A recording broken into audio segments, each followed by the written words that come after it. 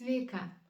Nuolatinė įtampa tavo kūne, nepasitenkinimas gyvenimu, liūdesys ir apatija arba nuolatiniai kivirčai su savo vyru santykiuose poroje, kontrolė ir nepasitikėjimas juo, savimi, galbūt kažkokiuose sprendimuose, arba netgi papildomi kilogramai, kuriuo atrodo niekaip neįmanoma atsisakyti ir su jais susitvarkyti.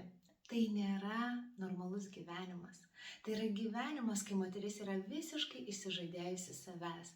Kviečiu tave į moteriškumo spa, karališką renginį, kuris vyks visą savaitgalį ir tai bus vasaros sezono atidarymas. Jame aš tave supažindinsiu su moters energijos psichologijos pagrindais. Jame susipažinsi su praktikomis, kurios iš tikrųjų keičia gyvenimą, kurios padeda grįžti į savo vidų ir padeda suprasti, kad moters gyvenimas yra apie malonumą, apie gausą, apie atsipalaidavimą ir mėgavimąsi gyvenimu.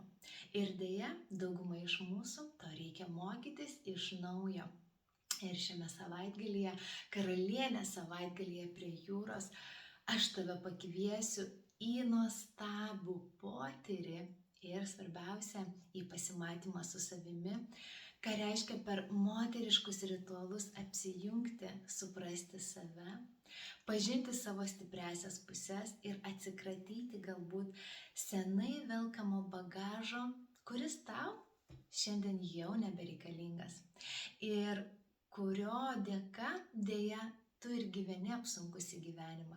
Taigi atvažiuok birželio 7-9 dienomis